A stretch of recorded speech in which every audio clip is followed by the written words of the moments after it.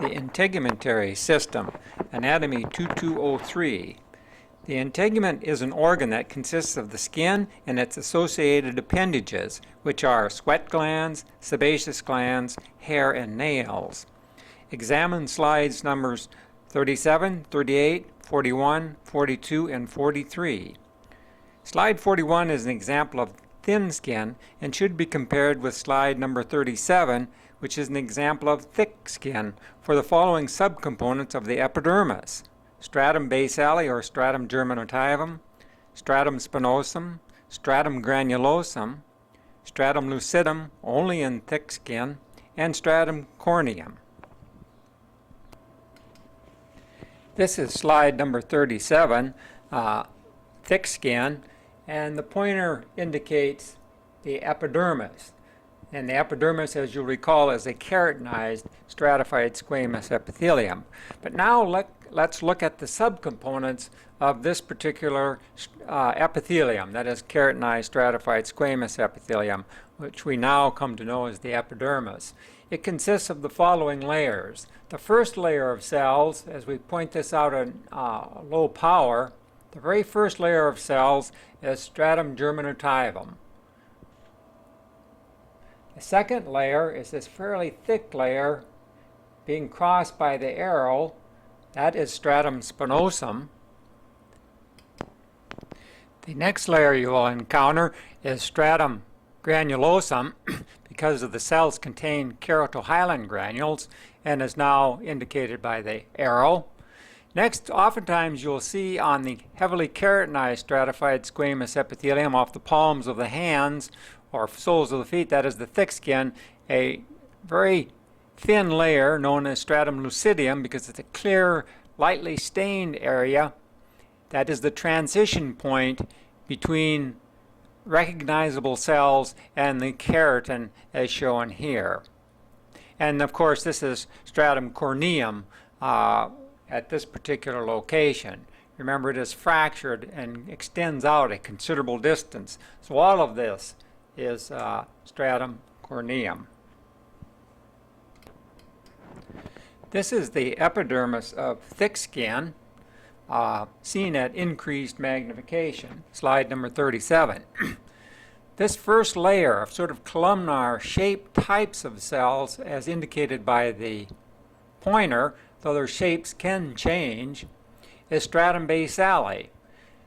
The thing to remember in identifying stratum basale, it is the very first layer of cells, a single layer of cells, or the first cells encountered that form a layer of the epidermis. So they're the basalmost layer of cells. So this is stratum basale or stratum germinativum, whichever term you prefer. You can see there's a mitotic figure here. These cells reproducing. This is why they're called stratum germinativum as well. Beyond the first layer of cells, this whole region, as indicated by the pointer, and down into here, this is all stratum spinosum. And then finally, when you get up, when one can start to see granules, as this group of cells here indicated by the arrow, you'll see that it's filled with blue-black type granules. This is stratum granulosum and can be identified because of the appearance of the keratohyalin granules. So anything between the first layer of cells here, stratum germinativum or stratum basale, and the cells of stratum granulosum, all of the material in between has to be stratum spinosum. Stratum lucidum is in this area here, though it's not well indicated, just beyond the first layer, just beyond stratum granulosum, and then stratum corneum is now being covered by the entire arrow. This is the epidermis of thin skin from slide number 41.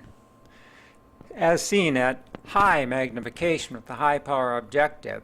Notice, as its name indicates, it is quite a bit thinner, and it's the type of skin one would typically find, or epidermis one would find on the back or on the thigh or arm or some location such as this. The layers can still be made out, and perhaps a little bit more crisply. Let's change the arrow here. The first layer of cells encountered here, and indicated by the arrow in this thin skin, is stratum basale, or stratum germinativum. If one then goes near the surface, one can see a single layer of cells, in this case, containing the keratohyalin granules. This single layer of cells, in this instance, is stratum granulosum. The cells in between, sandwiched in between stratum basale and stratum granulosum, has to be stratum spinosum, and indeed it is. Stratum corneum is this gray layer of keratin on the external surface of the epidermal layer. A stratum lucidum is missing or absent in thin skin. This is slide number 37, once again, that I will use to illustrate the various subcomponents of the dermis. The dermis has two subcomponents, as the class already knows. The first of these is the papillary layer, which in this particular case is being indicated by the arrow on this region of thin skin. It extends from where the epidermis ends to about this location. And what I'm looking for is, note the caliber of the connective tissue fibers, the collagen fibers and perhaps reticular fibers that are really not stained in this section. Very, very light staining caliber fibers. The area occupied by fibroblastic nuclei is somewhat increased as well. Now, from about this point on, all the way towards the top of the slide, notice that the caliber of the collagen bundles and fibers is much greater, much thicker, and much more tightly woven together, perhaps. This is the reticular layer of the dermis. So they merge with one another, and sometimes the boundary is relatively indistinct. But one can sort of make out an area right here as a boundary line. It is a very thin layer, the papillary layer, and in thick skin extends up into the, forms the dermal papillae. The reticular layer, particularly on the back region, is extraordinarily thick, and let's just go through this particular section. The whole field now is filled by the reticular layer of the dermis with these heavy bundles of interwoven collagen fibers. If we continue to go through the reticular layer, you run into this delicate connective tissue filled with fat, and fat cells, although in this particular instance they are disrupted somewhat. This is the hypodermis.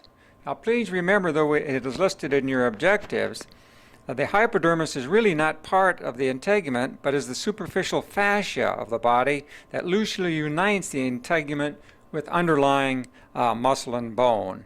And it usually can be identified because it contains abundant adipose tissue in the sort of a looser type of connective tissue.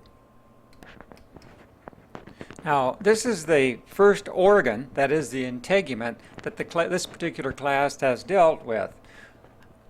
As you go through the various organs and various tissues, one of the exercises you should be developing is to how to distinguish arteries from veins. Always remember the artery has sort of a robust or a donut-shaped wall made of smooth muscle, as indicated by the arrow. Notice its round, circular shape and the robustness of its wall mainly by and made visible by wraps of smooth muscle cells that you will be able to become more familiar with later. So this is a typical small artery. Up here, as indicated by the arrow, and filled with erythrocytes, as was the artery, small artery, you can see the wall of the vein. It's much thinner, much more collapsed, and much more flimsy in appearance. It doesn't have this nice crisp donut or bagel-shaped feature of the artery. One can see a small vein down at the very bottom of the field. Now, as one compares different arteries and veins of different calibers, you'll see that this character always remains true. A nice circular or elongated wall, if it's cut lengthwise, a substantial wall to the arterial side, flimsy and more or less nondescript wall of the vein. Let me show you some additional examples. An example of a small vein cut more or less lengthwise or obliquely. Note its very, very thin wall, and it's plugged with erythrocytes. A small artery, as indicated and crossed by the pointer. Note its substantial wall. A small vein, shown here. Note the thinness and flimsiness of its wall. A larger vein, shown here.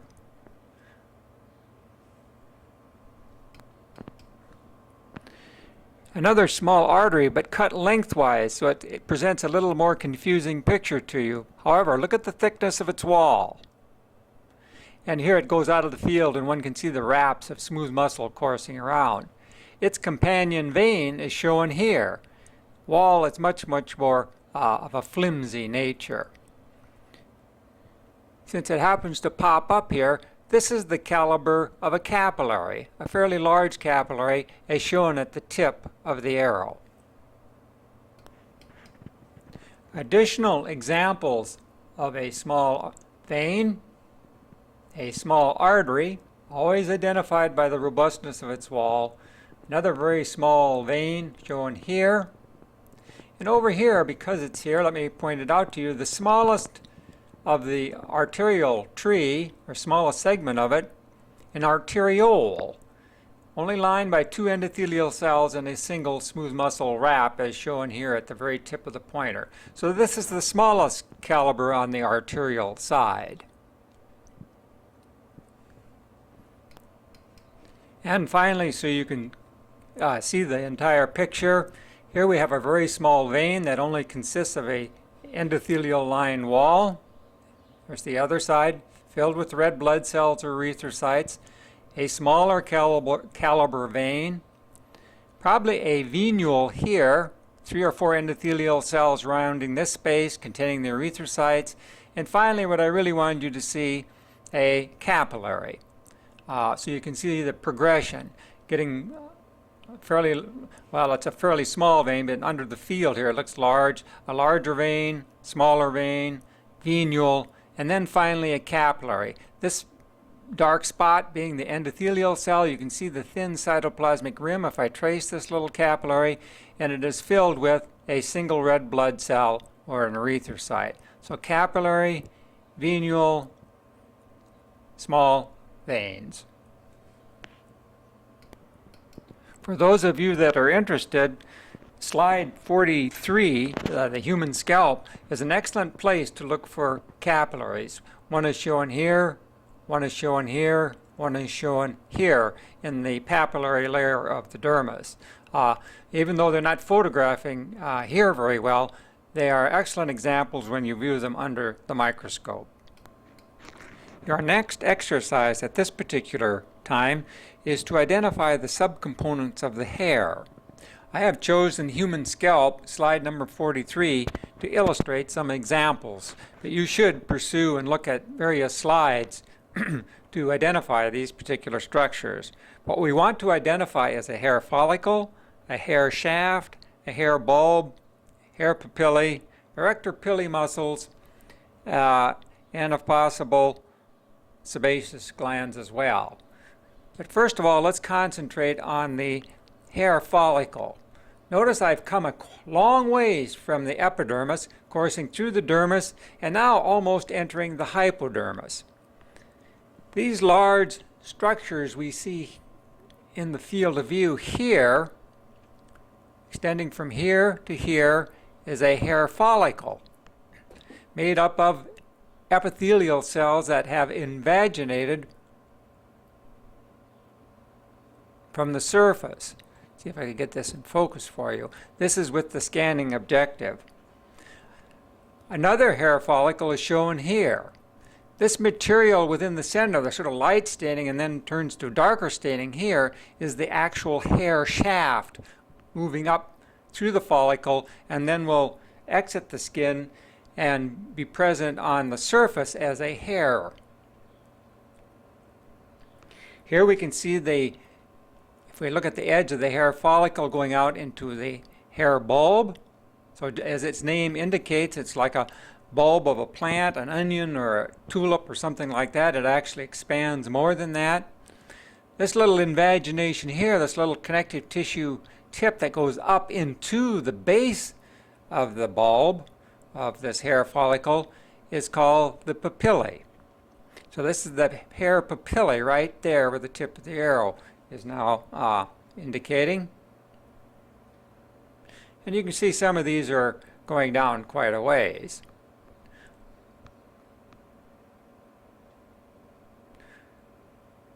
So let's look at this one a little more carefully. Here's a hair shaft and follicle cut obliquely, the shaft being here.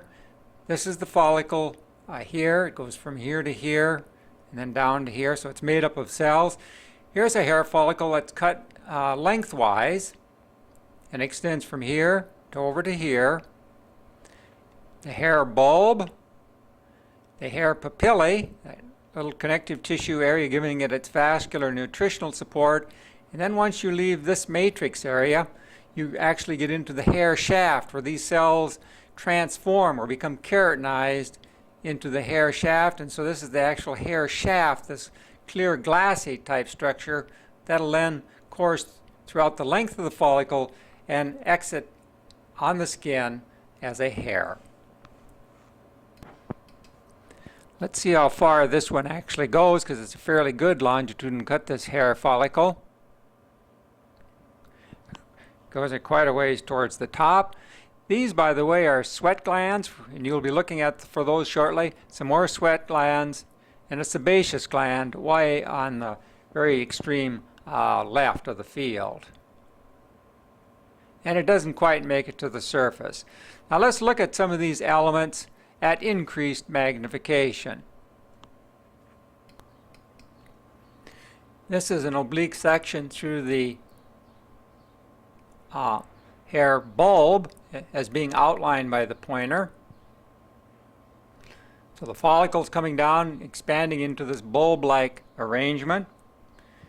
And this also shows that little connective tissue papillae with the vascular support for the hair, known as the hair papillae, as indicated by the tip of the arrow. So this illustration shows the hair bulb and its associated hair papillae. An additional example of an expanding hair bulb, the hair papillae entering the bulb,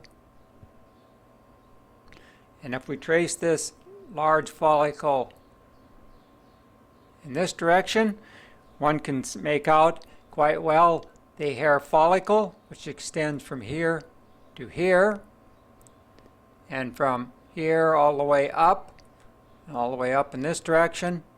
And this structure from here to here is the actual hair shaft. And one can make out the nuclei of cells within the hair shaft at the basal near the hair bulb, and as it courses through the shaft, it undergoes that transformation and becomes a cylinder of hard keratin known as the hair or the hair shaft, as indicated by the arrow. This is another scanning objective view of slide 43 near the surface. You can see the epidermis here. One can make out a hair shaft coming down in this direction, or a hair follicle, excuse me. The shaft is located here. So this is the edge of a hair follicle. And what's emptying into this hair follicle is a sebaceous gland located here and another sebaceous gland on this side. Also shown in the field is the erector pili muscle, this band of tissue located at the tip of the arrow, and an adjacent sweat gland. Let's look at some of these features at increased magnification. This is an example of a sebaceous gland, a simple branched alveolar gland, that's how it's classified, and I'm going to outline it by the pointer. The sebaceous glands usually, if not always, empty into the follicle of a hair, So they're emptying into the lumen of that hair follicle next to the shaft as shown here. They have a very short duct. It's shown here at the arrow. Another very short ductal profile here. And here are the alveoli. So it's a simple unbranched duct with numerous alveoli emptying into it. This is a rather unusual gland, and it is involved in holocrine secretion. That is, the cells divide along the base. They then migrate towards the interior. These large lipid-filled type cells, very round ones. You can see one here with the nucleus and a very light, frothy looking cytoplasm around it. They continue to migrate and then break down. So this is one of the few glands that have a holocrine secretion, the secretion of sebum, a proteinaceous, oily type of secretion that lubricates the hair and the epidermal surface to help prevent cracking. Another example of a sebaceous gland is over here, always identified by these large, round, frothy-like cells. And this is on the low power objective, not the scanning one, so these are fairly large glands. Also associated with the sebaceous gland is a band of smooth muscle shown here that will attach to the hair follicle. This is the erector pili muscle, always lie sort of associated with the sebaceous glands, attached to the hair follicle, and this is what contracts when you have goosebumps, make those little bumpy prickle type skin, or if someone scratches their fingernail on the blackboard and your hair stands up, that is due to the contraction of this muscle to make your hair stand on end, as the old saying goes. Prior to moving on and studying the two types of sweat glands, make sure you have a clear distinguishing or can clearly distinguish between the eccrine sweat gland and the sebaceous gland, because they usually reside next to one another. Let's go back up to this one.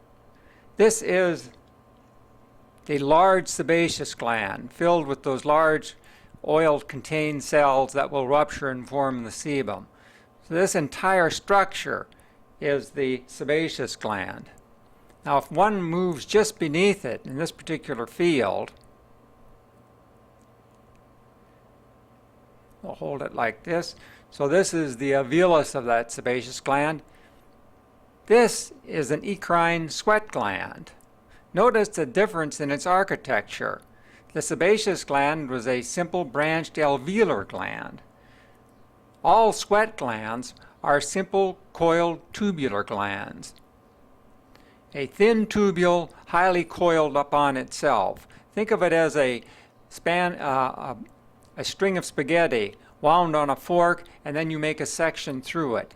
Each one of these profiles is through that tube, all of which are interconnected as they're wound around on that fork in a snail shell type configuration. So this is a single sweat gland, and you can see why it is classified as a simple coiled tubular gland.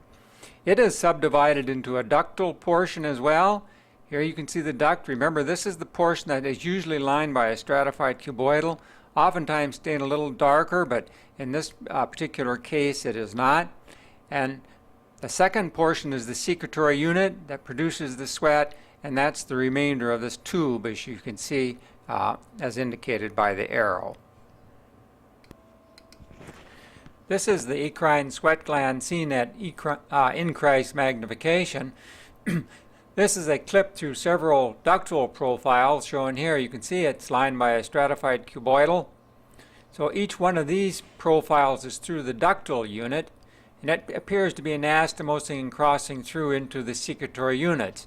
The secretory units are lined by usually by a simple columnar type of epithelium, though sometimes stratified is the better term to use. You can see the secretory units coming around like this. It probably coiled, come across, and then is going down in this direction. Here are a couple more cross-sectional profiles of a secretory unit. The entire structure, a eccrine sweat gland, classified as simple coiled tubular. The ductal element is wound around here. This half of this gland, simple coiled tubular gland, is the secretory unit. Continue to examine slides 37, 38, 41, and 42 for different examples of eccrine sweat glands. However, I have moved now to slide 32 that contains examples of both eccrine and apocrine forms of sweat gland. Shown in the field of view is perhaps a little bit better type of eccrine sweat gland to compare and contrast the ductal and secretory unit. Remember, this is a simple coiled tubular gland. So this is the profile of the ductal system. You can see that it's lined by a stratified cuboidal and more deeply stained as it should be. Unlike the previous ones we looked at, you can see a basal layer of nuclei here and then a more superficial layer of cells here. So it's stratified cuboidal. So this is a ductal profile, ductal profile, ductal profile, ductal profile, and one going out of focus. The secretory unit to this eccrine sweat gland is shown here. It then, in anastomose like this, loops up like so. Here we get a cross-sectional profile of it. It then goes this way, loops over here, coils over here, and then probably goes down in this direction. Lined by a much larger tube, or this portion of the tube I should say is much larger and usually lighter staining and lined by a columnar or pseudostratified type of epithelium. Now this is that same eccrine sweat gland seen at reduced magnification. And if one moves the field, so I'll attempt to do here, and courses along, this is an example of an apocrine sweat gland. Much, much larger. Once again, it is a simple coiled tubular sweat gland, so the tube would go like so, probably comes around like this, and then up and around and over, and winds its way through, such as this. So it's a simple coiled tubular gland.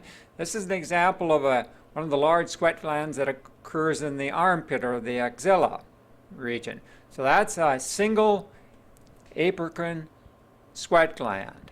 It too will have a duct lined by stratified cuboidal. Obviously the tubules are much larger and usually lined by a simple columnar epithelium. This is an example of an eccrine sweat gland. Another large, well-developed apocrine sweat gland shown here.